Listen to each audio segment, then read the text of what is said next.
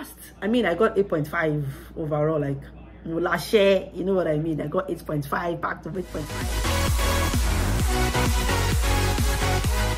Hi guys, welcome back to my channel and thank you for joining me again today. To all my subscribers, thank you guys. And if you're new here, my name is Shimfaj, a Nigerian YouTuber based in Canada. That is so sweet. I mean, I've been wanting to say that and I can finally say that. Thank you guys for joining me and for subscribing to my channel. Stay tuned for more videos. So what will my video be about today? As you guys know, I recently relocated to Canada, so I'll be starting a relocation vlog series. This will be the first part. Yeah, before we proceed, make sure you subscribe if you're new here. Click that subscribe button, click the like button as well, and stay tuned. I'll be right back. So guys, in this video I'll be discussing with you and I'll be sharing my journey, like how I got here, the entire process, what I did, and you can learn one or two things from it. Okay, so this entire process, the whole relocation process, started in 2019. Yeah, started in April 2019. That was the first time I wrote my IELTS. Okay, so before I proceed, let me just run you guys through what you should do, and then the entire process, that is through the express entry federal skilled worker. That is what I did and how I got here. So for this federal skilled worker express entry, first of all, you need to write IELTS, of course, get your results verified. Get your results verified by WES, and then what else? I think those are the first two things you need to do. But I would advise that you start your WES, the verification, results verification first before you write IELTS, because the way the entire Nigeria is running mad, and the entire process, it might take longer. It depends on your school, depends on your university. My University of Lagos took about 3, 4, 5, 6 months. I can't even remember. It took a very long time before they could send my transcript to Canada, to West. Yeah, so I would advise that you start your West verification first before writing the IELTS. So what I did was I started writing IELTS first. That was the mistake I made. I started writing IELTS first. I wrote in April. It's not like you're not going to pass, but you just need to pass more, if you know what I mean. Like, you need to get the 8.5 and the likes. But the first one I wrote, I had about, I think, 7.5. It was not up to what I wanted. If I entered the pool with that score, I'm not going to go anywhere. So I wrote the first IELTS in April 2019. I didn't pass. I rushed and wrote the second one. That's another mistake that you should not make. Don't rush in writing your IELTS. I would advise that you take your time, read, prepare. It's not just English. It's actually just English, but not just English, if you know what I mean. I have a friend that studied English. Sorry if I'm mentioning your story. She studied English in school, BSc, MSc, and guess what? She wrote IELTS 7 times. Yeah, I wrote mine about 4 times. I wrote 2 in 2019, that April, I think sometimes in October. I wrote another one and I did not pass. So when the second one I wrote in October, I did not write again. Then I started my WES. That was another mistake. As I said, make sure you start your verification first before writing your IELTS. So I started my WES in November 2019, and the University of Lagos decided to run mad. I mean, at times I used to sneak out of my office to go to records office at Senate building in Unilag, beg them, appeal to them. At some point, I started sending emails to records office, and I even copied the VC. That was the first time they responded to my mail when I copied the VC. The guy had to ask, like, what was all this going on here? Because it took a long time. From that November 2019 all the way to 2020, sometimes in May, I think, before everything, like before my verification was done. Before I even left Nigeria, it took me like about 3 months, like February or March 2020. And then COVID had started. So West stopped the entire sending of hard copies, so you could now upload on their websites. But I already applied for mine, so it just dragged a lot from Nigeria. It dragged a lot from Unilag.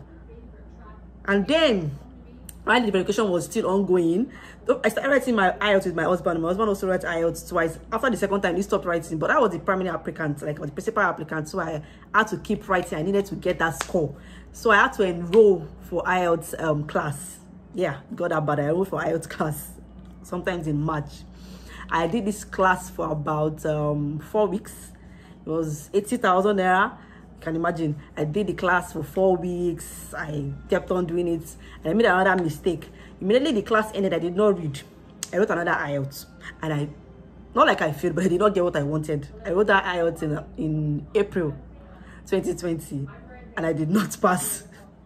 So I wrote another IELTS in April, and then I did not pass after my class. And I had to pause for a while, about 2 weeks. That is my own pause. I paused for about 2 weeks. I read and read, and then I finally wrote the final IELTS. I wrote the final IELTS in May. I was during Corona, during the thick. I mean, when Corona was like out there. I wrote it in May 2020, and the results came out on the 30th day of May. I can never forget that day, 2020, and I passed. I mean, I got 8.5 overall, like, you know, last year, you know what I mean. I got 8.5 back to 8.58, you get, and overall was about 8.5, so I passed. By the way, I forgot to mention that I also wrote TEF. The fact that I studied French from undergraduates from University of Lagos, I studied French, so I wrote TEF in November 2019. I just wrote it just to keep the record of someone that studied French not writing TEF. Okay, so I wrote TEF in 2019 November, and then yeah, I had that one, I passed, and that was fine. So in May 2020, my results came out, IELTS, and I passed. Lo and behold, finally my results was verified and everything was complete. West was completed also in, I think it was May or first week of June, thereabouts. And then we're waiting in the pool. At that point, my score was about 485 in total. But don't forget that there was no draw because they stopped doing draws in, I think, 2020, I can't remember. But there was no draw at all. And I had just one prayer point that God, I started praying, even if it's just one draw. I mean, this 2020, the first draw that I'm going to do 2020, I want to be pulled out. I mean, I want to get the invitation to apply. And then, lo and behold, it was the first draw in June. I think it was June 16. I can't really remember. No, I think I submitted my application in June 16, 2020. And then the first draw was June 23rd or so. I'm going to confirm that. And I'm going to put it in the description box or just right here if I'm wrong. June 23rd, 2020, there was a draw finally, and the score then was about 472 or 471, and lo and behold, I had 485. So I got invited, you know. I got ITA, the first draw they did after they stopped. So I got ITA then, and I was so happy, I was so glad. Yay, I got ITA. And then the journey began.